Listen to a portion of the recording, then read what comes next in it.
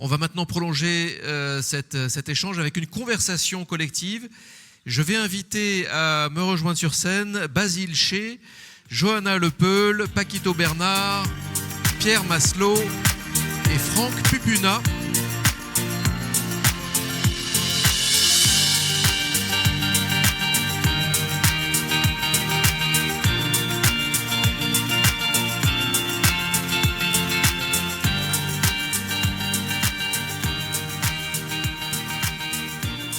Oui, il en manque un, Franck Pupuna.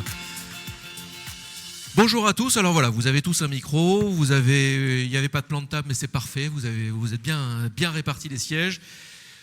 Nous avons le temps, ou en tout cas on va faire comme si le temps n'existait pas et on va le suspendre pour pouvoir explorer les sujets qu'on veut vraiment explorer. On va essayer d'entrer dans le détail, comment la chaleur agit sur les corps, ce qu'elle change et la grossesse, comment elle affecte le sommeil, la santé mentale, ce que montrent les données européennes sur la mortalité, comment tout cela s'inscrit dans les politiques climatiques à l'international aussi. On va essayer de comprendre ce qui se passe déjà, où se logent les vulnérabilités, ce qui peut être fait. Et je vais quand même vous présenter Basile Ché. Vous êtes directeur de recherche en santé publique, vous travaillez sur les vagues de chaleur, la mortalité, les logements et les vulnérabilités invisibles. Johanna Lepeul, vous êtes chercheuse en santé environnementale. Vos travaux portent sur les effets de la chaleur et de la pollution, sur la grossesse et la petite enfance. Paquito Bernard, vous travaillez sur les liens entre climat, santé mentale et sommeil, en particulier dans les situations de précarité thermique. Donc on va évidemment y revenir. Pierre Maslow, vous êtes épidémiologiste et vous travaillez sur la mortalité liée à la chaleur en Europe, les projections et les pistes d'adaptation urbaine. Et enfin, Franck Pupuna, vous êtes conseiller climat à l'UNESCO. Vous apportez le regard international sur la place de la santé, mais nous allons aussi avancer sur vos différents travaux et mots-clés chaleur humide. Mots-clés. On va donc parler de tous ces mots-clés. On va essayer de comprendre ce qui est déjà touché, ce qui est déjà fait, comment on peut avancer différemment. Peut-être une petite question pour tout le monde, ça permet de placer un petit peu le débat. Une question, alors c'est une question avec une réponse très courte, bien sûr. C'est la première. Quand est-ce que vous avez réalisé que le changement climatique modifiait vraiment votre terrain, Basile ? Est-ce qu'il y a eu un tipping point, pour reprendre l'expression ? Non, mais je ne sais pas, je crois que c'est toutes les données qui remontent. Alors moi, par exemple, aujourd'hui, je veux vous parler de la température à l'intérieur des logements. Et voilà, là encore, l'été dernier, on apprend, nos collègues du CSTB, le Centre scientifique et technique sur le bâtiment, nous dit que 10,5 millions de bâtiments résidentiels en France se situent au niveau du seuil d'inconfort thermique. C'est 50% des bâtiments résidentiels en France. Il y a un syndicat d'industriels qui nous dit que 35% des logements seraient des bouilloires thermiques. Et donc, effectivement, voilà, les témoignages remontent. Et le fait particulièrement important pour les épidémiologistes, et je vais en reparler après, c'est le fait que pendant les vagues de chaleur, la température à l'intérieur des logements puisse dépasser largement la température maximale extérieure journalière, y compris au pic de la vague de chaleur. Donc, voilà. Donc, un potentiel, voilà, un intérêt pour les épidémiologistes pour une température intérieure qui va encore bien au-delà de la température extérieure maximum. Donc là, c'est une prise de conscience. Voilà, C'était le moment de la prise de conscience. D'épidémiologiste à épidémiologiste, du coup, Pierre Maslow, vous, est-ce qu'il y a eu un moment que vous identifiez qui vous a fait prendre conscience que, oui, là, il y avait urgence ? Pas particulièrement, j'avoue que j'ai commencé ma carrière où ça commençait déjà à être dans l'urgence. C'est ça, j'ai un moment où ça commençait déjà à être assez connu, du moins en épidémiologie environnementale et dans la communauté. Après, moi j'ai beaucoup travaillé sur les effets directs de la température, sur la mortalité, et effectivement, c'est assez facile de faire le lien avec le fait que la chaleur a un impact direct sur la mortalité. Et les étés sont de plus en plus chauds, ça a été assez clair ces 3-4 dernières années. Donc on en prend conscience un petit peu plus chaque jour, en fait. Merci Pierre. Franck Pupuna, vous donc, j'ai dit que vous travaillez pour l'UNESCO, mais c'est pour la commission française pour l'UNESCO. Exactement. C'est ça. Vous, est-ce que vous identifiez un moment de bascule ? Oui, en fait, c'est quand même des publications qui arrivent à partir de 2010 et puis fin des années 2010, qui commencent à prendre de l'ampleur. C'est ça le vrai moment où on se dit qu'effectivement, il y a un phénomène climatique extrême qui est passé un petit peu en dessous des radars à un moment donné, qu'on appelle la chaleur humide. Donc en fait, le fait d'avoir une température de l'air combinée à un taux d'humidité très fort, qui fait que vous ne pouvez plus transpirer, ou peu transpirer. Donc là, on est tous assis ici, mais notre corps produit de la chaleur, simplement parce que notre cœur bat, simplement parce que nos poumons fonctionnent, etc. Et à partir du moment où vous avez une chaleur humide trop élevée, à ce moment-là, votre corps n'arrive plus à se refroidir. Et s'il n'arrive plus à se refroidir, ça veut dire que sa température augmente en gros d'1 degré toutes les 45 minutes, toutes les heures. Donc au bout de 5 heures, vous êtes à 43 degrés. Voilà. Et aujourd'hui, simplement pour dire qu'on a identifié 2 seuils importants au niveau mondial. Au niveau mondial, effectivement, ce n'est pas tout à fait en France hexagonale le sujet, mais au niveau mondial, il y a effectivement 2 seuils importants, on y reviendra peut-être tout à l'heure. Un seuil d'incompensable, où là, vous ne pouvez faire que rester assis, allongé, et un seuil d'invivabilité, ce qu'on appelle un seuil d'invivabilité, et où là, évidemment, votre corps augmente donc d'1 degré toutes les 45 minutes. Merci Franck. Johanna Lepel, vous, à quel moment vous vous êtes dit, donc dans votre domaine, qu'il y avait vraiment urgence ? Alors moi, je travaille sur les effets des expositions précoces, donc pendant la grossesse et la jeune enfance, sur le développement de l'enfant. Et c'est vrai qu'au-delà du mode de vie modifié qu'on va laisser aux générations futures du fait du changement climatique et de ses impacts, on va aussi avoir des enfants qui finalement, dès leur naissance, ont une chance de développement optimal qui est limitée à cause des impacts du changement climatique et notamment à cause de la chaleur. C'est le thème que je connais le mieux parce que je travaille dessus. Mais voilà, il y a des expositions. On commence à montrer en fait que les expositions de la mère pendant la grossesse à la chaleur vont avoir un impact sur le développement de l'enfant, pas uniquement sur le risque de prématurité, sur le risque de petit point de naissance, mais aussi vraiment sur les capacités de développement de l'enfant et potentiellement sur les maladies chroniques aussi de l'enfant et de l'adulte. Merci Johanna.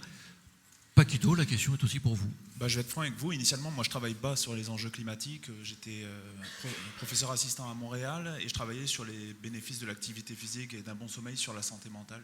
Et puis mes lectures, notamment Lancet Content, m'ont fait comprendre que le changement climatique, c'était un peu l'éléphant dans la pièce.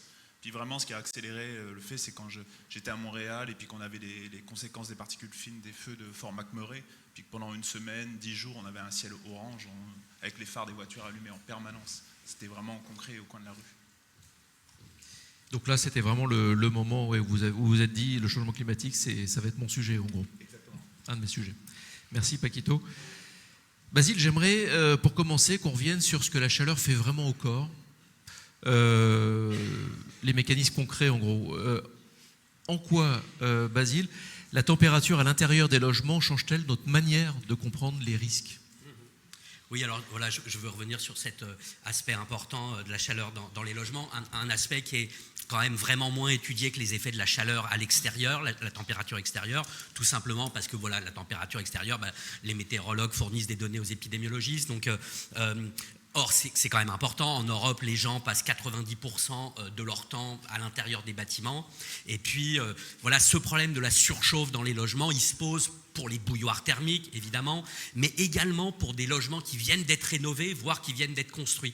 Alors, on a des données qui remontent, qui sont quand même assez édifiantes. Je vais en donner 2. C'est une étude à Détroit, par exemple, qui montre que la température maximale à l'intérieur de logements de personnes âgées était en moyenne de 14 degrés plus élevée que la température maximale extérieure.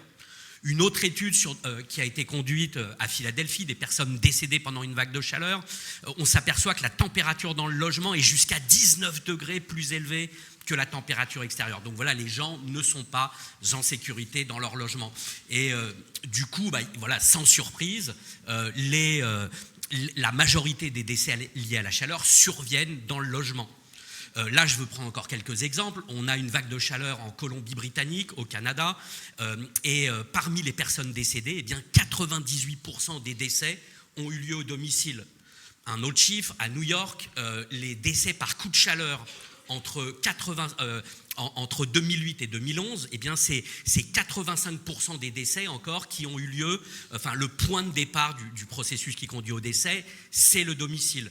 Alors en France, on a peut-être un petit peu moins de données. On sait quand même que pendant la vague de chaleur de 2003, la surmortalité donc, liée à la chaleur s'est produite à 50% au logement et dans les lieux de vie.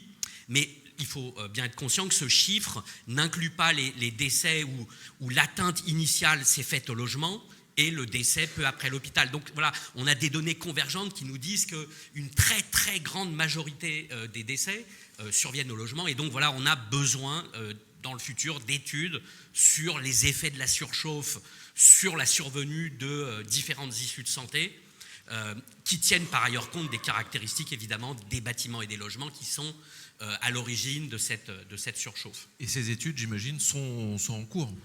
Alors nous, par exemple, on essaye de mettre en place des études de ce genre. Alors c'est pas sur la mortalité, on a notre étude H3 Sensing par exemple, dans laquelle on a collecté des données pour 180 personnes au printemps et à l'été dernier, avec des capteurs embarqués, et puis avec une évaluation détaillée du logement. Voilà, c'est un exemple. Est-ce qu'on a une idée des populations les plus vulnérables ? Est-ce qu'il y a des catégories qui sont les plus Oui, sur lesquelles il faut avoir de la vigilance ? Oui, justement. Bon, là, je vais pas faire semblant d'ignorer ce que Mathilde a très bien expliqué. Les trois grandes dimensions de la vulnérabilité que sont ou sources de la vulnérabilité, que sont l'exposition accrue, la sensibilité plus élevée et puis la moindre capacité adaptive. Et là, justement, l'idée, c'est qu'on a une multitude de facteurs qui vont influer sur chacune de ces trois composantes. Et donc, nous, justement, dans notre étude H3 Sensing, eh bien, on essaye de quantifier, enfin, d'identifier et d'hiérarchiser ces multiples facteurs qui pourraient contribuer à la vulnérabilité. Et donc, avec toutes les données qu'on a collectées, très précises, on essaye de faire une recherche à spectre large, grand angle, même en partie agnostique, c'est-à-dire sans savoir ce qu'on va trouver, de ces facteurs de vulnérabilité. Et donc on regarde les caractéristiques du logement, évidemment, les multiples environnements dans lesquels les personnes se déplacent, les modes de transport que les personnes utilisent, et puis les profils socio-économiques, professionnels, psychologiques, comportementaux, physiques. Voilà, donc pour essayer en fait d'appréhender une vulnérabilité qui est éminemment multidimensionnelle. Et c'est tout cela que vous appelez la boîte noire, c'est ça la boîte noire de vos travaux, la boîte noire. Oui, non, enfin alors là je me référais à cette idée, c'est l'idée de ces chiffres de mortalité qui sont fournis par Santé publique France, de surmortalité liée aux vagues de chaleur, qui sont très utiles. Mais voilà, maintenant il y a aussi c'est un petit peu une boîte noire, il faut l'ouvrir, on commence à l'ouvrir, savoir à quoi sont dus ces décès. Les mécanismes peuvent être très divers, très complexes. Voilà, on a parlé même de violence, d'accidents de la route, de médicaments qui deviennent inadaptés en période de vague de chaleur. On a une postdoc, Marie Curie, qui travaille sur cette question du médicament, la prise de médicaments en période de vague de chaleur. Donc voilà, une multitude de mécanismes. On en connaît beaucoup, mais il manque encore des connaissances qui permettront une meilleure prise en charge des populations vulnérables pendant les vagues de chaleur. Merci Basile, on reviendra un petit peu après. Johanna, oui, vous voulez rebondir. Je voulais juste rebondir sur les populations vulnérables, sans renier ce qu'a dit Mathilde, qui était, auquel je souscris complètement, mais sur la partie sensibilité, donc il y a le critère de l'exposition, de la sensibilité, de la capacité d'adaptation. Sur la partie de la sensibilité, on identifie quand même des populations, les personnes âgées, les personnes avec des maladies chroniques, les femmes enceintes et les enfants, dont la sensibilité est... Alors, selon les cas accrus, alors parfois il y a différents facteurs qui vont faire chez les femmes enceintes ou les enfants que la sensibilité, il y a un facteur qui va faire que la sensibilité est plutôt augmentée et parfois qu'elle est plutôt diminuée. Donc l'équilibre, parfois, il est difficile à identifier. Mais on sait que chez ces populations-là, il y a des enjeux particuliers malgré tout et qui sont identifiés comme des populations sensibles. Et pour l'exposition est quand même très élevée. Il y a les travailleurs en extérieur aussi qui sont identifiés comme des populations sensibles. Et si on revient vraiment à votre sujet du quotidien, les femmes enceintes, les enfants jusqu'à 2 ans, si vous deviez résumer ce que le climat change dès la grossesse, on parlerait de quoi ? Alors effectivement, donc, on s'intéresse au développement de l'enfant, alors pas forcément jusqu'à 2 ans, mais c'est vrai qu'on dit souvent que c'est la grossesse et les premières années de vie qui sont très importante. Ce qu'on connaît aujourd'hui des effets, alors moi je vais vous parler beaucoup de la chaleur parce que c'est ce sur quoi je travaille et que je connais le mieux. On identifie des effets de la chaleur sur ce que l'on appelle les issues de grossesse, donc un petit poids de naissance, donc c'est un enfant qui naît alors à terme ou pas, mais qui fait moins de 2500 grammes, la prématurité. Donc aujourd'hui, par exemple, on a un niveau d'évidence sur les effets de la chaleur sur la prématurité qui est relativement élevé. Donc ça veut dire qu'on n'a plus beaucoup de doutes sur ces effets-là. Il y a beaucoup moins de littérature scientifique et d'évidence sur les effets sur le développement de l'enfant, donc par exemple sur sa santé respiratoire, sur son neurodéveloppement, sur sa santé cardio-métabolique, mais c'est une littérature qui se développe. Et puis on distingue aussi les effets à court et long terme, c'est-à-dire que par exemple quand je parle de prématurité, une vague de chaleur qui va survenir va pouvoir impacter, va pouvoir impacter la prématurité et faire qu'on aura un plus grand nombre de naissances prématurées. Mais il y a aussi des effets à beaucoup plus long terme parce qu'on sait que les enfants nés prématurés ou avec un plus petit poids de naissance ont des risques accrus de troubles du développement au cours de l'enfance d'une manière générale et de maladies chroniques.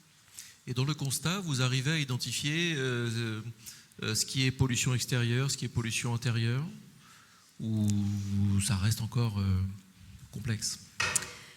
Alors, il y a deux points dans ce que vous dites. Il y a l'aspect intérieur-extérieur et l'aspect pollution de l'air. Donc sur l'aspect intérieur-extérieur, c'est vrai c'est ce que disait un peu Basile, c'est qu'on travaille encore beaucoup sur la température extérieure, la température des logements, c'est accessible, hein, mais à l'échelle d'une population complète, d'une étude épidémiologique, etc., il y a encore des petits challenges, mais ça arrive. C'est quelque chose qu'on va pouvoir mieux étudier et dont on a besoin aussi de mieux l'étudier parce que les logements sont de plus en plus climatisés, ce qui n'était pas forcément le cas, en tout cas en France, il y a quelques années. Donc principalement aujourd'hui, les résultats de recherche s'appuient sur la température ambiante en air extérieur. Donc.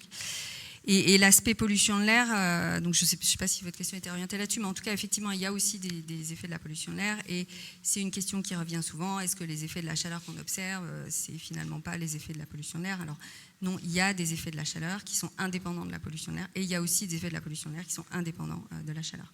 Donc ce qu'on conclut de ça en termes de politique publique, c'est qu'il faut lutter contre les deux. Ce qui rend la chose moins simple. Et juste un mot sur les politiques d'adaptation. Comment accompagner les femmes enceintes? Comment accompagner les enfants, les jeunes enfants? Comment mieux les protéger? Est-ce qu'il y a des dispositifs particuliers qui sont mis en place? Alors effectivement, c'est un point qui est très important. En France, en tout cas, il y a un plan de prévention des risques de la chaleur qui mentionne ces populations vulnérables que sont les femmes enceintes et les enfants. Malgré tout, il n'y a pas de recommandations spécifiques pour ces populations et c'est quand même un manque, je trouve. Alors après, il y a beaucoup de propositions qui peuvent être faites dans différents domaines. Moi, je pense qu'il faut aussi que l'information soit beaucoup plus diffusée et que ce soit au niveau des populations, mais aussi au niveau des professionnels de santé et de mettre en capacité les populations, de leur donner des informations et de les mettre en capacité aussi de trouver des leviers individuels et de ne pas avoir que des leviers collectifs. Mais techniquement parlant, une femme enceinte, elle est chez elle, qu'est-ce qu'elle peut faire pour essayer de s'adapter? Peut-être une réponse à deux. Je me demande si la clim n'est pas un équipement médical à ce niveau-là de risque. Ouais, c'est une vraie question. Ouais.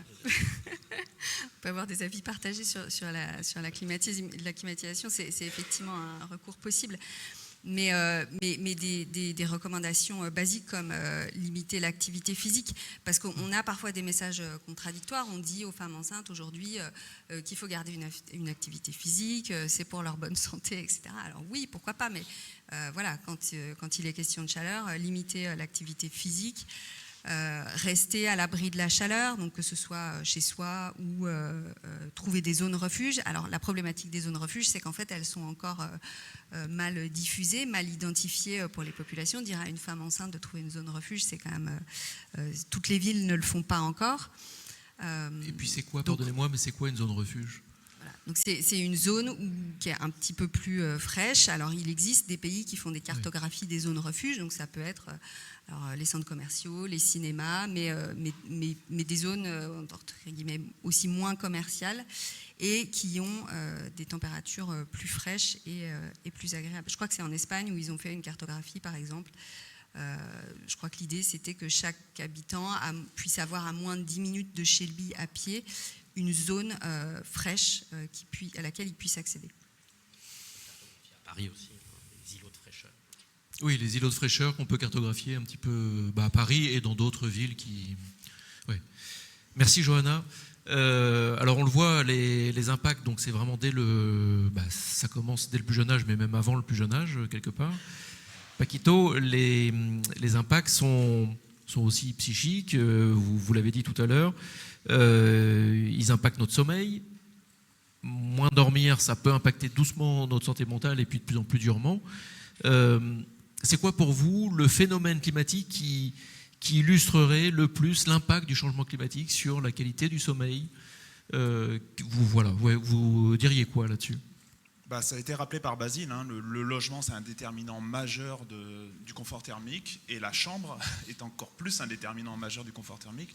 La chaleur accélère la détérioration de la qualité et de la quantité de sommeil, et une détérioration de cette qualité et de quantité de sommeil, qu'elle soit aiguë ou chronique, va accentuer notre productivité, notre risque d'accident au travail, d'accident de voiture, de performance académique, de conflits intrafamiliaux, de conflits sociaux. Et vous l'avez dit, la détérioration de la qualité et de la quantité de sommeil, c'est un symptôme qui est transdiagnostique dans beaucoup de troubles du sommeil. Donc c'est vraiment primordial de se concentrer sur ce comportement qui va être déterminant dans la vie de tous les jours. Et puis Basile a décrit par exemple les effets aigus, puis le différentiel qu'il va y avoir de chaleur quand il y a une vague de chaleur, puis la température intérieure. Mais il ne faut pas oublier aussi que pour certains bâtiments qui sont des boueurs thermiques, quand il fait juste un peu chaud dehors, il reste une chaleur très importante chez eux, avec les phénomènes d'îlots de chaleur, etc. C'est-à-dire que finalement, vous avez des gens aujourd'hui en France qui vivent quasiment de juin à septembre avec une relative faible variation de fraîcheur. La fraîcheur est de plus en plus rare. Donc c'est-à-dire que la dégradation du sommeil, on peut attendre, il y a peu de données vraiment mesurées, on mesure du sommeil in situ en France, mais on peut s'attendre à une dégradation vraiment chronique du sommeil d'été en été. Parlons de l'été, quand il y a une vague de chaleur, on parle de quoi quand on parle de risque psychique? Quand on s'intéresse aux vagues de chaleur ou à d'autres événements extrêmes, ça a été rappelé tout à l'heure par Mathilde, souvent on documente l'hospitalisation en milieu psychiatrique ou les consultations ou aussi les appels à des lignes d'écoute. C'est beaucoup plus difficile de documenter des conséquences sur la santé mentale qui vont être plus progressives. Je peux vous donner un exemple. Par exemple, moi je viens du Pas-de-Calais. En 2023-2024, vous avez des petites communautés comme ça qui ont été à Blandec, à Arques, il y a des gens qui ont perdu leur maison ou qui ont vécu 4 inondations dans le même hiver, puis 3 inondations l'hiver d'après. Et là, quand il y a une alerte orange, vous lisez la presse maintenant, vous avez des enfants qui vont se cacher dans leur chambre dès qu'il pleut pour ne plus entendre le bruit de la pluie.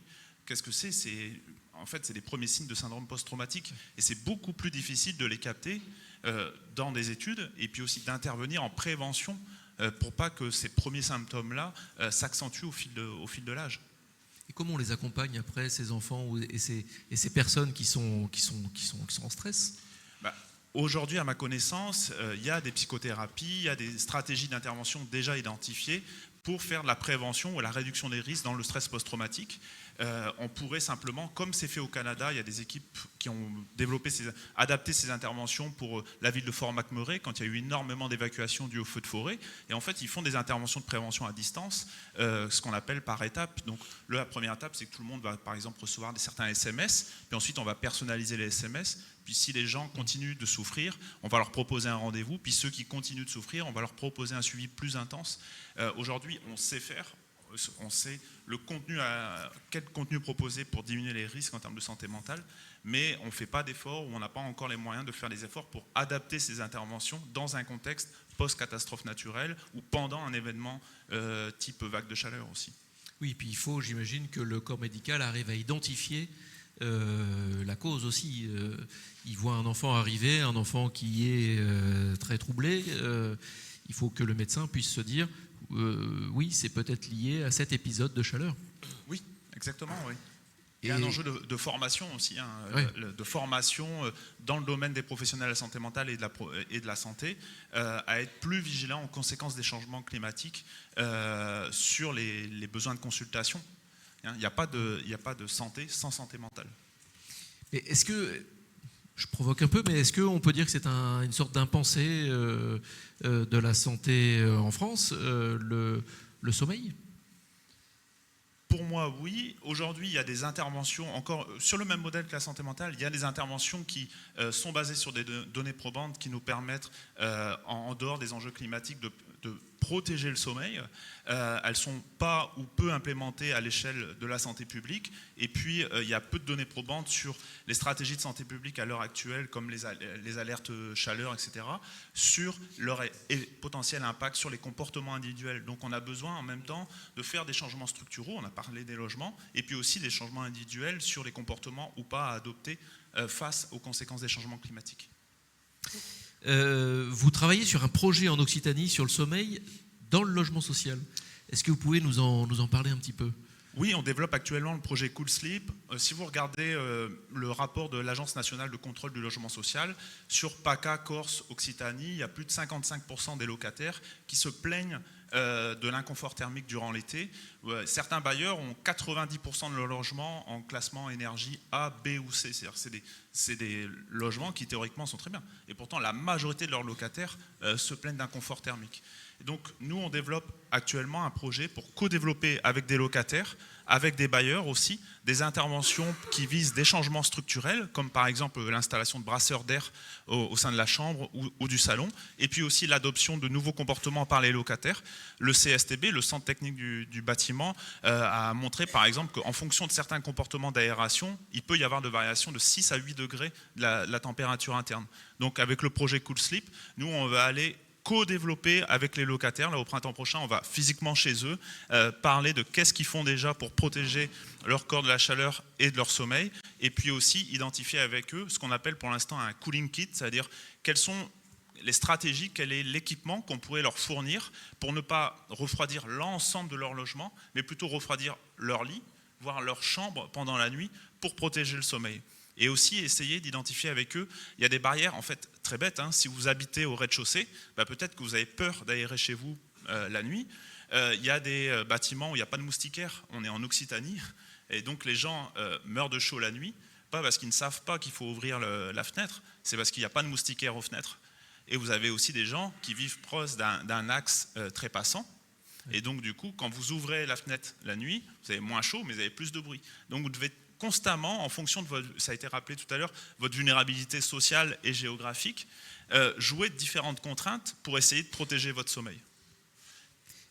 Juste, est-ce qu'on a des chiffres qui parlent de cette mortalité liée directement à ce manque de sommeil qui fait accroître le problème de santé mentale ? À ma connaissance, on ne peut pas quantifier la part attribuable au défaut de sommeil sur la mortalité, mais il y a pas mal d'études à l'échelle internationale et aussi américaine sur les projections de perte de quantité de sommeil et de qualité de sommeil en fonction des scénarios de gaz à effet de serre actuels. On est minimalement sur des pertes de 30 à 45 minutes de sommeil à l'échelle globale. Alors ça veut pas dire grand-chose à une échelle nationale, mais si on va voir plutôt en fonction des vulnérabilités sociales et ou géographiques en France, on peut s'attendre à des pertes beaucoup plus massives de qualité et aussi de quantité de sommeil.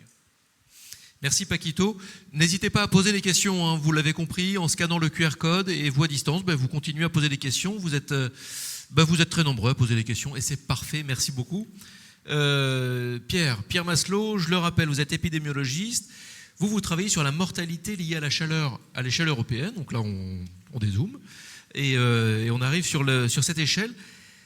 Est-ce que vous pouvez nous parler des résultats de vos travaux, ou de quelques-uns de vos résultats, enfin des résultats de vos travaux plutôt, qui montrent vraiment l'effet du climat sur la mortalité en Europe ?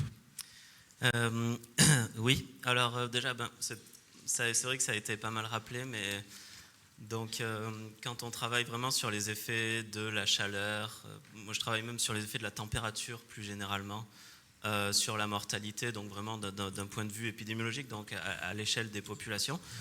Et déjà un résultat qui est peut-être pas si intuitif à la base, c'est le fait qu'on ne parle pas uniquement de coups de chaleur ou de choses comme ça. Donc la chaleur a des effets sur tout un tas de types de maladies. Donc quand il y a des vagues de chaleur, et même pour des événements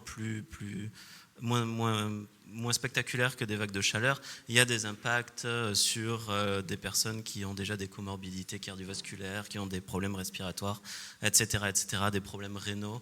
Donc même pour des chaleurs plus faibles, on peut observer ce genre d'effet. Donc après, avec ça en tête, nous, on travaille vraiment sur la mortalité de manière générale. Et on a fait ces études donc, qui se sont concentrées sur la mortalité urbaine en Europe. Typiquement, on avait fait cette grosse étude d'impact où on se rendait compte que chaque année, sur notre période d'études, on avait déjà plus de 10 000 décès chaque année liés à la chaleur à travers l'Europe, donc dans les villes européennes. Et ces chiffres sont probablement déjà dépassé avec parce qu'on n'a pas pu utiliser les données des dernières années et on a de bonnes raisons de penser que la mortalité a encore bien augmenté depuis ce type d'études. Et à partir de nos études épidémiologiques, ce qu'on peut faire aussi, c'est on a pu essayer de faire des projections en climat futur, comment ça peut évoluer en climat futur. Je parlais donc du fait que je ne travaillais pas que sur la chaleur, mais aussi on estime les impacts liés au froid, typiquement. Et on a eu souvent cette question de mais est-ce que finalement ça ne peut pas se compenser, une diminution des décès liés au froid avec une augmentation des décès liés à la chaleur. Et nous, ce qu'on a estimé, c'est que ce n'est absolument pas le cas. En fait, on devrait voir une explosion vraiment de la mortalité liée à la chaleur évidemment, si on ne fait rien pour s'adapter ou quoi, là où finalement la mortalité liée au froid devrait diminuer assez peu comparativement. Et vous qui avez du coup la map, la grande cartographie de l'Europe, est-ce que vous pouvez nous dire, même si on les subodore, quelles sont les clés pour que certaines villes puissent vraiment s'adapter et que ça fonctionne un petit peu mieux ? Alors, effectivement, donc l'adaptation à l'échelle de la ville, c'est effectivement très compliqué, vu que, comme ça a été rappelé aussi, une ville peut être extrêmement hétérogène. Il y a différents types de populations qui vont avoir différents besoins. Ce qu'on peut dire à l'heure actuelle, c'est qu'évidemment, il y a déjà un point assez majeur, c'est la pollution de l'air, effectivement, une première action, disons, comme on dit en anglais, low hanging fruit, c'est diminuer la pollution dans les villes, augmenter les espaces verts qui permettent, qui ont des bénéfices directs sur la santé, incluant la santé mentale typiquement, mais qui aussi aident à rafraîchir les villes. En fait, tout ce qui peut aider à rafraîchir les villes, à essayer de diminuer cet effet dont on n'a pas trop parlé jusqu'ici, mais dans les villes, on a aussi effectivement cet effet d'îlot de chaleur urbain, où c'est assez, il y a certaines villes où c'est assez facile d'en faire l'expérience. Si vous vivez dans un endroit, dans une zone très urbanisée, vous allez dans le parc le plus proche en été, vous allez vous rendre compte qu'il y a plusieurs degrés de différence, notamment la nuit. Je me souviens quand je vivais à Québec, on a ce grand parc qui est sur le bord de la rivière, et là, ça pouvait être assez spectaculaire, la différence qu'on pouvait quand on allait se balader dans le parc et quand on rentrait à la maison le soir après. Donc tout ce qui peut diminuer cet effet de chaleur urbain est déjà à prendre. Donc espace vert, diminution de la pollution, évidemment, ça peut être aussi, on a parlé des zones des îlots de fraîcheur, etc., qui peuvent être aussi mis en place, des îlots de fraîcheur qui sont mis un peu partout pour que les populations justement qui auraient du mal à rafraîchir leur logement ou quoi puissent aller durant la journée. Quelque chose me dit que ça pourrait être un des enjeux des prochaines élections municipales, mais J'ai comme l'impression qu'on voit quand même à chaque fois qu'une mairie essaye de développer davantage de pistes cyclables, davantage de végétalisation, davantage de...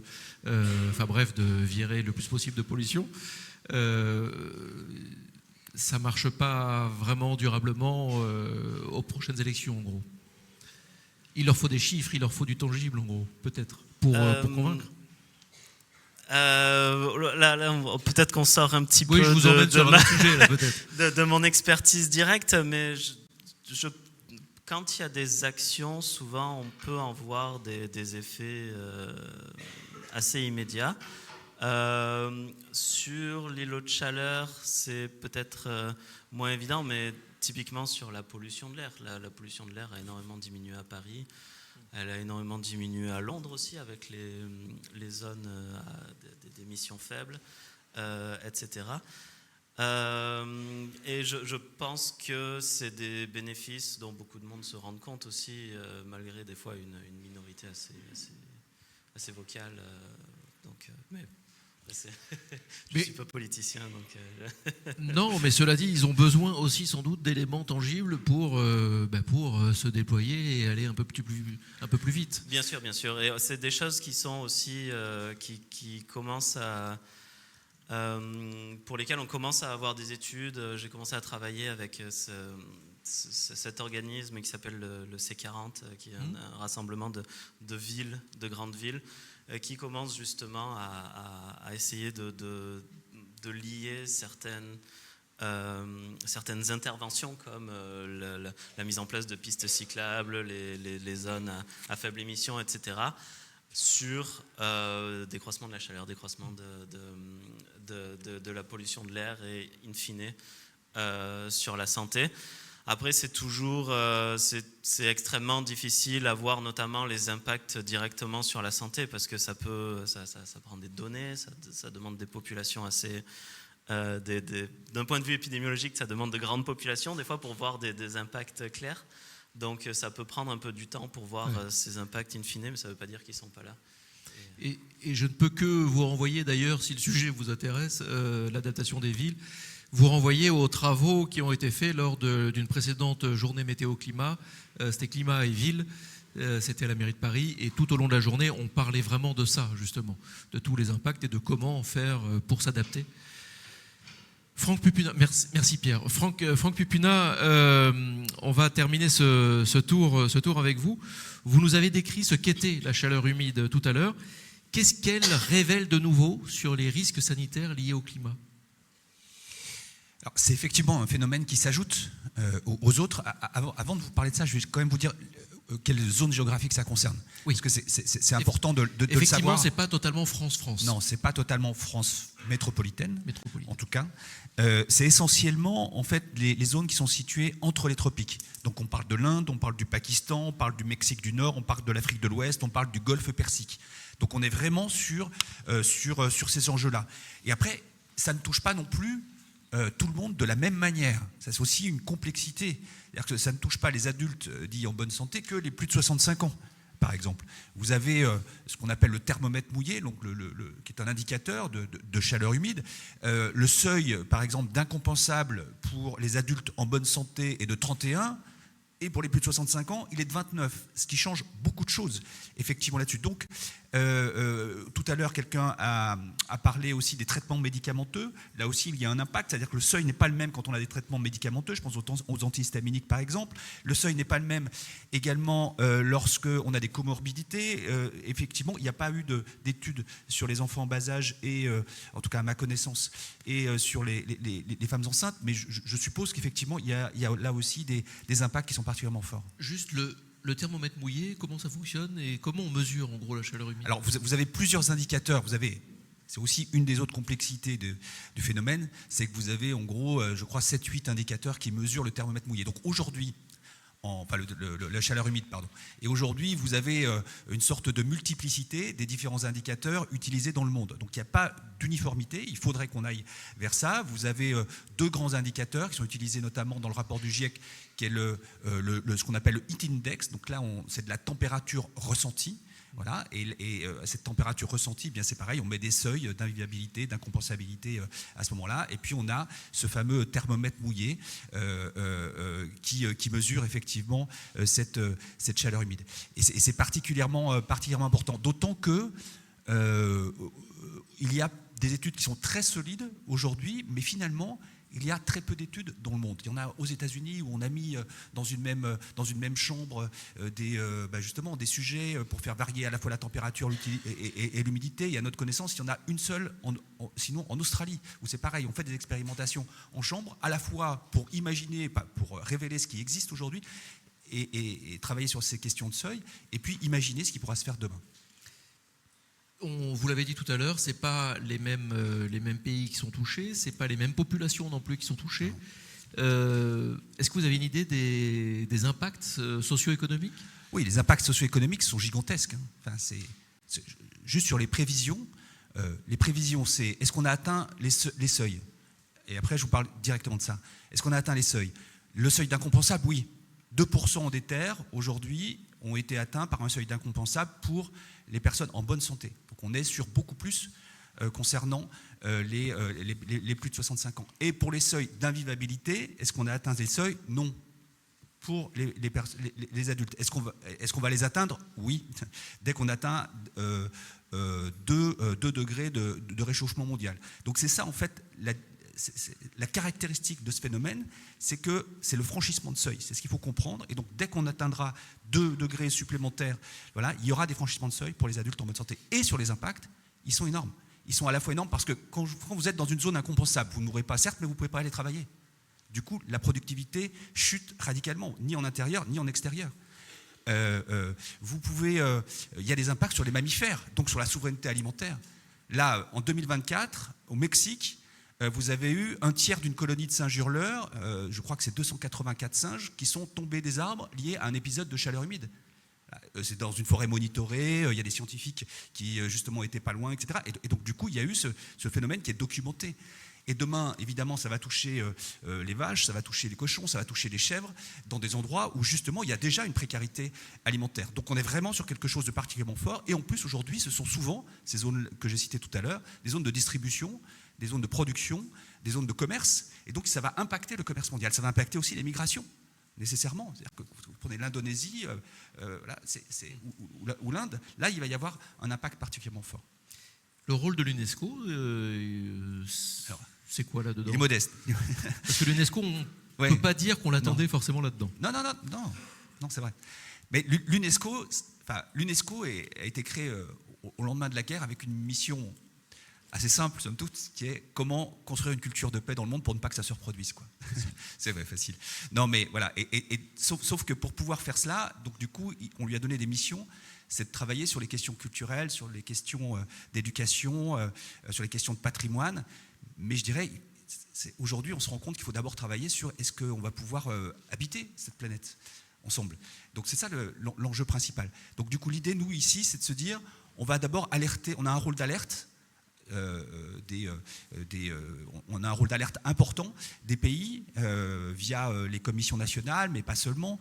Donc on essaye, lors du dernier rapport du GIEC par exemple, on a essayé de faire en sorte qu'il y ait une task force qui fasse en sorte que cette question de la chaleur humide remonte au niveau du résumé du rapport du GIEC, et Éric Brun a joué un rôle très important sur ce sujet. On va essayer de faire en sorte que des financeurs se disent il y a un label qui est le label UNESCO, du coup on va pouvoir financer un certain nombre de recherches. Aujourd'hui, je vous l'ai dit, on manque cruellement de recherches sur le sujet, y compris sur l'impact sur les animaux.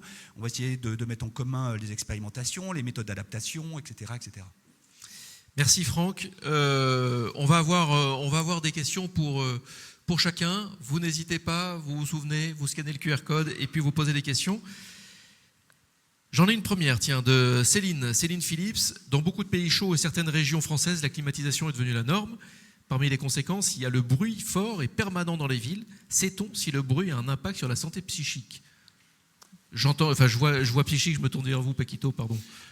Clairement, il y a des données qui vont vraiment étayer le fait que le bruit a des conséquences sur le sommeil, très négatives, au-delà de certaines décibels, mais aussi la chronicité de ce bruit.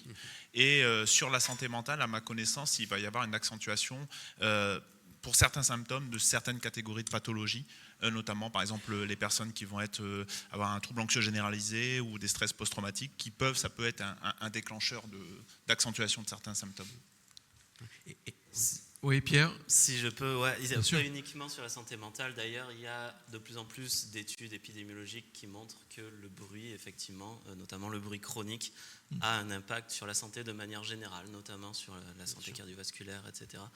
Le bruit chronique et le bruit ambiant. Quoi, Oui, ça fait le bruit, oui. c'est ça. Vas-y, donc, ouais. oui, voilà, enfin, on travaille aussi sur ces effets du bruit, mais là je voulais justement élargir le débat puisque voilà, ce qui est soulevé par cette question, c'est la question de la climatisation et c'est quand même un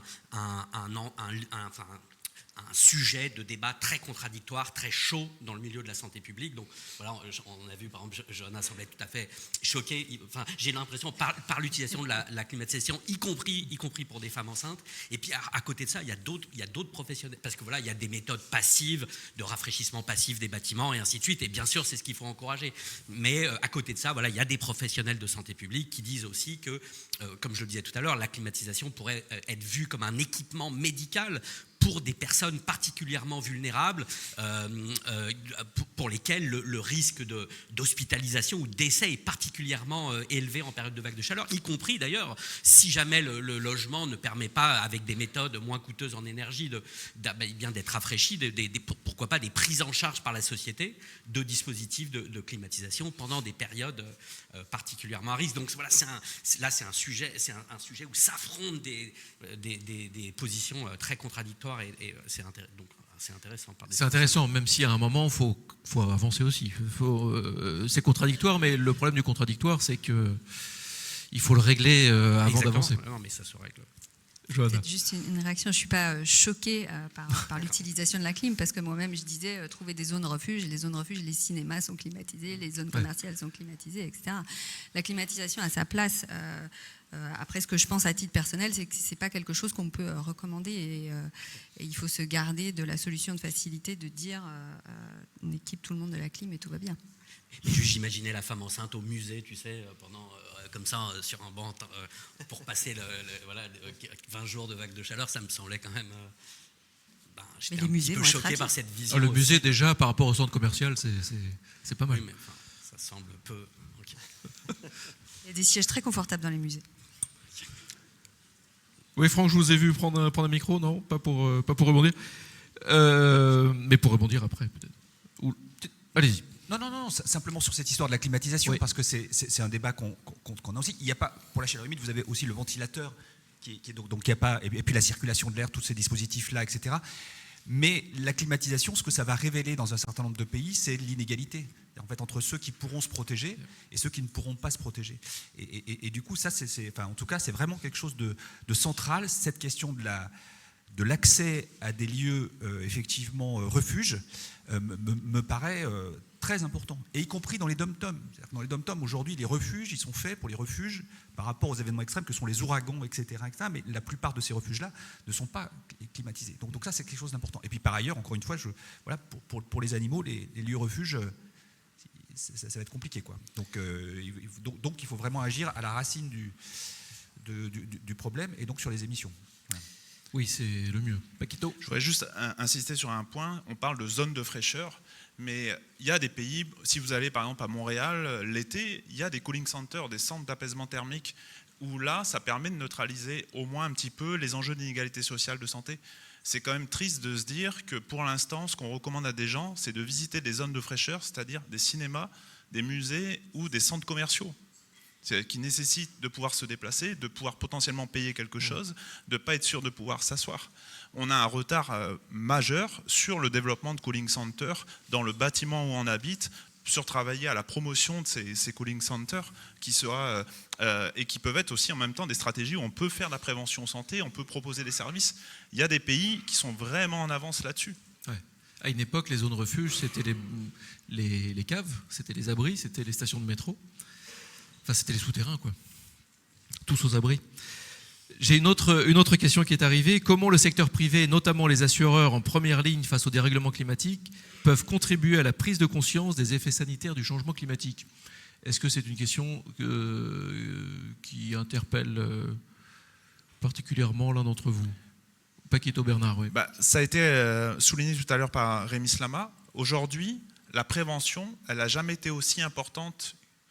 C'est-à-dire que demain, plus on a de gens qui sont actifs ou de moins en moins de personnes inactives, c'est-à-dire si le secteur privé se met vraiment des efforts pour soutenir le fait qu'il y aura demain, par des stratégies de prévention aujourd'hui, moins de fardeau sur le système de santé demain, là, ils peuvent vraiment faire émerger des stratégies de prise de conscience sur le changement climatique.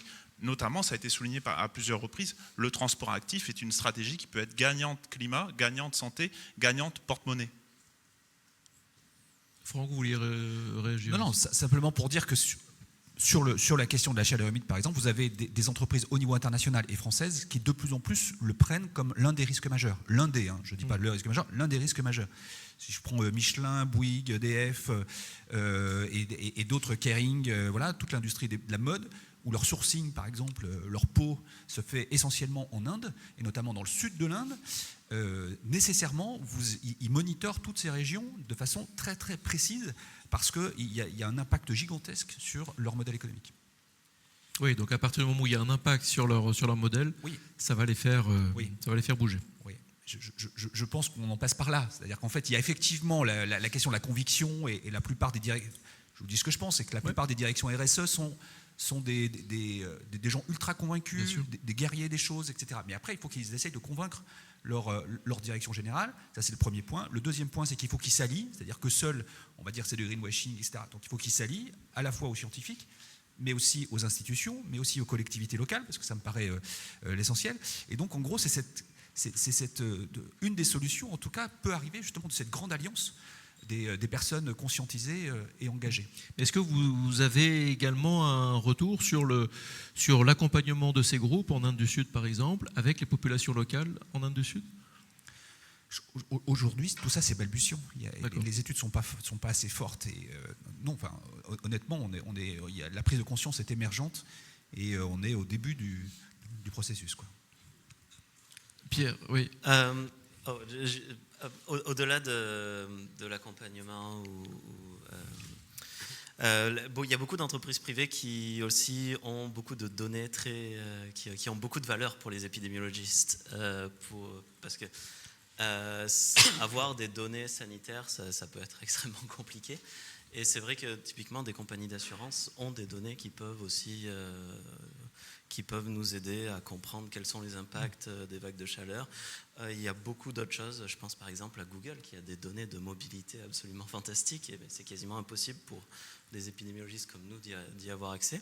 Donc, alors que ce serait la clé, le partage pour avancer, bien sûr. Ça nous aiderait énormément, oui, effectivement. Mais... Basile Chez.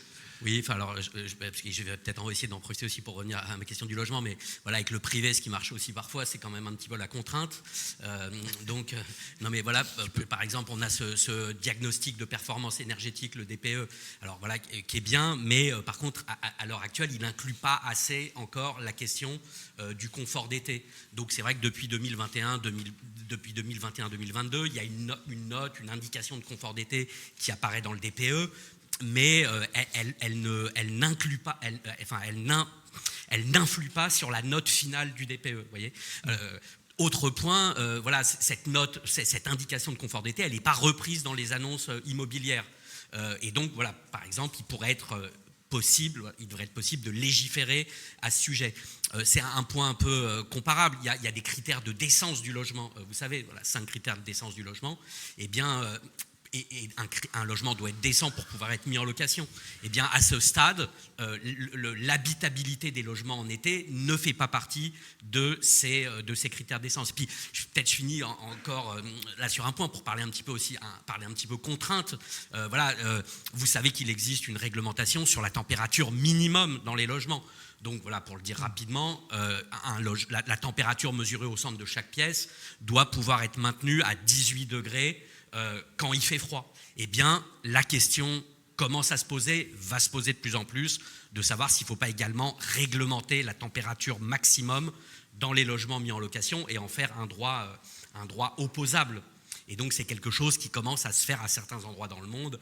Au Canada, ça se discute par exemple pas mal dans l'Ontario, à Dallas. Voilà, il y a différents endroits où on commence à s'interroger sur réglementer la température Dans le logement. maximum, pas minimum. Ouais. Merci Basile. Paquito, vous en Occitanie, vous travaillez avec les bailleurs sociaux. Oui. Oui. Et vous sentez une prise de conscience de vos travaux, sinon vous ne travaillerez pas avec eux. Je peux vous donner un exemple très très concret. On a contacté des bailleurs sociaux au printemps dernier, on n'avait pas trop de réponses. Fin juin, quand il y a eu la vague de chaleur, on a reçu beaucoup de mails. Oui, c'est ça en fait, c'était stratégiquement bien vu de démarrer juste avant. Non, mais je blague un petit peu, mais sérieusement, les bailleurs sociaux sont vraiment intéressés et sont en recherche de solutions parce que, encore une fois, ils sont coincés sur le fameux débat air climatisé, pas air climatisé. Un locataire n'a pas le droit d'installer, par exemple, une clim portative chez lui. Et pourtant, ils ont des gens qui souffrent. Et en plus, grosso modo, la cohorte de locataires de HLM, elle est vieillissante. Ouais. Donc, c'est encore plus des personnes qui vont être multimorbides, encore plus à risque. Donc, pour eux, c'est vraiment un défi important. Et ils sont un peu démunis. Merci Paquito.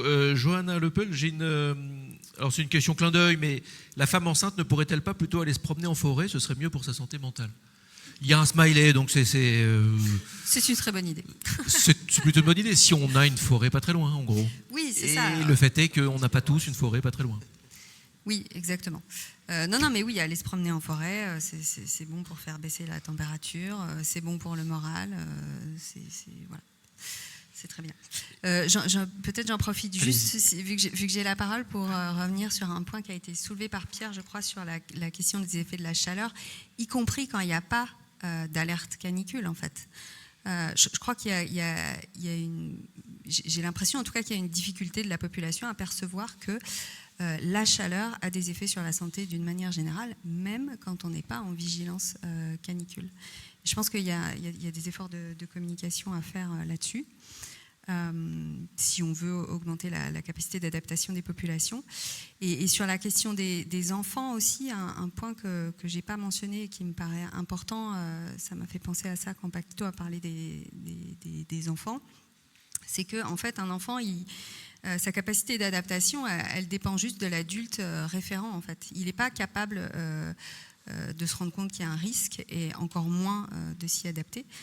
Donc là, il y a vraiment un besoin de faire que les adultes, d'une manière générale, qui entourent les enfants, soient en capacité d'adapter les choses pour eux, pour protéger leur santé. Merci Johanna. Cette conversation touche déjà à sa fin. On est dans les 2 dernières minutes et les 2 dernières minutes, c'est ma petite question un petit peu rituelle, la même pour tout le monde. En gros, vous y répondez si vous avez envie et puis vous allez sur un autre sujet si vous avez envie.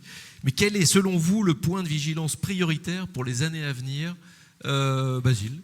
Ouais, je vais continuer sur la question du logement, et voilà, parce qu'il y a quand même des risques aussi de maladaptation. Donc, par exemple, Paquito soulignait la bonne volonté des bailleurs sociaux d'améliorer la situation au niveau du confort d'été, mais les budgets sont limités. Et donc, par exemple, on a ce rapport de Landcall, là, c'est l'organisme qui contrôle, un organisme de contrôle qui soulignait que, en fait, avec ces budgets limités, du coup, les bailleurs sociaux, en fait, d'abord, ils cherchent à mettre, ils cherchent à satisfaire aux obligations réglementaires. Donc voilà, il y a des obligations réglementaires en lien avec la protection contre le froid en hiver. Ils font ça d'abord parce que c'est réglementairement contraignant. Et puis ensuite, malheureusement, c'est ce que ce rapport souligne, il ne reste plus beaucoup d'argent pour améliorer, améliorer le confort d'été. Et puis donc, justement, il y a aussi ce risque de maladaptation. On sait que beaucoup de travaux de rénovation des passoires thermiques, en fait, conduisent à quasiment parfois un aggravement de la situation en été. Donc les personnes souffrent encore plus de la chaleur dans leur logement après les travaux de rénovation. Donc voilà, risque de maladaptation, adaptation de la législation nécessaire. Voilà, Merci Basile Chez. Franck, le point de vigilance prioritaire pour vous dans les années à venir? Juste d'abord les études. Oui. Les études. On a fait une étude avec le laboratoire de Robert Bottard, l'IPSL, centré sur l'Inde, avec Johan Robin qui a fait ça, sur le taux de retour, donc la probabilité pour qu'un événement extrême se produise. Et vraiment, ce sont des choses qu'on doit porter à la connaissance des États, évidemment de la communauté scientifique, mais aussi des États. Et donc ça, c'est important, ce rôle d'alerte. Ça, c'est sur la chaleur humide. Je me permets de réagir aussi sur le deuxième et dernier point, qui n'est pas sur la chaleur humide, qui est sur les forêts. Parce que parce que ça me semble très important, cette question des forêts. On l'a pris tout à l'heure sous l'angle de boutade, mais en vrai, c'est très important. On a un deuxième projet, en dehors de celui-là, qui est sur les forêts en libre évolution. Et on s'aperçoit que les forêts en libre évolution permettent non seulement de préserver la biodiversité, voire de la régénérer, mais aussi d'atténuer l'impact du dérèglement climatique. Et elles permettent aussi et surtout de se poser la question de notre rapport à la nature.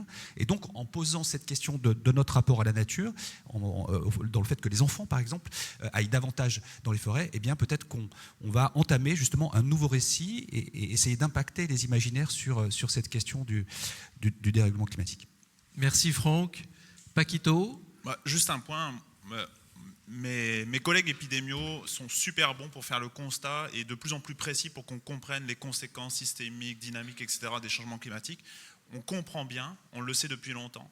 Maintenant, moi, le point que je voudrais souligner, c'est qu'on a besoin d'interventions déployables, pas en 2035, déployables l'été prochain. Moi, les locataires avec qui je travaille, ils souffrent de la chaleur dès l'été prochain et ils souffrent depuis 10 ans déjà de la chaleur dans leur logement. Donc on a besoin d'interventions adaptées, co-développées avec elles, aussi bien au niveau individuel et structurel, et d'évaluer ces interventions pour vraiment savoir quels sont les impacts en termes de prévention sur leur santé physique et leur santé mentale.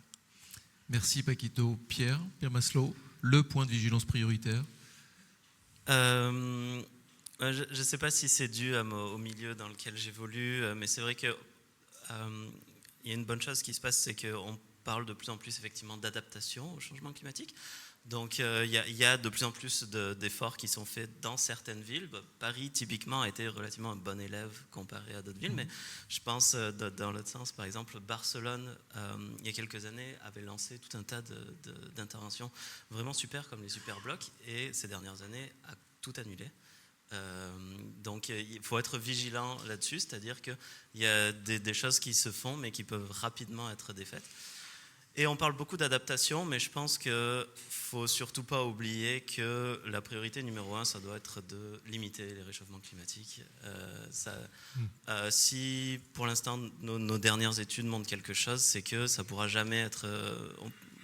on ne pourra jamais compenser un monde à plus 3 degrés en plantant plus d'arbres, disons, ou en donnant, ou en créant des centres de rafraîchissement. Donc ça reste la priorité numéro 1. Merci Pierre. Johanna, le mot de la fin. Oui, alors mon point de vigilance à moi, il est issu d'une discussion qu'on a eue ensemble, où vous m'avez demandé en résumé qu'est-ce qui faisait que je me levais encore le matin face à cet avenir. Ça aurait pu être l'autre question, mais parfois si dur. sombre. Mais, et du coup, je voudrais revenir là-dessus. Pour moi, c'est vraiment la motivation, en fait, à la fois des pouvoirs publics, mais voilà, sur lesquels on a parfois peu de levier. Mais c'est ce que soulignait Rémi tout à l'heure, en fait, au niveau local. Il faut bien que les décideurs locaux comprennent que les actions qu'ils vont prendre vont avoir des bénéfices immédiats et qui ne sont pas conditionnés à ce que font les petits copains ou ce que font pas les petits copains à côté. Et ça, je pense que c'est très important. Et ça, c'est au niveau local, mais aussi au niveau individuel. Les gens, individuellement, peuvent agir. Ils ont aussi des co-bénéfices et ils peuvent faire tâche d'huile et montrer l'exemple par rapport aux autres. Et c'est moi ce qui me fait me lever le matin. Merci Johanna, et à bon entendeur, salut. C'est la fin de cette conversation. Merci à vous d'avoir joué le jeu de cet échange à bâton rompu.